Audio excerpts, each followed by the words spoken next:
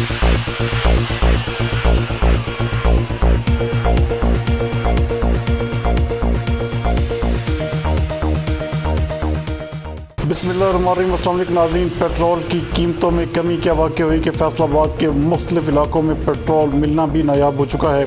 हमारे नुमाइंदा खसूसी इकबाल हुसैन के मुताबिक पेट्रोल की कीमतों में कमी होने से फैसलाबाद शहर के मुख्तलिफ इलाकों में पेट्रोल की सेल रुक चुकी है, जबकि पेट्रोल पंपों पर डीज़ल पेट्रोल नायाब हो चुका है।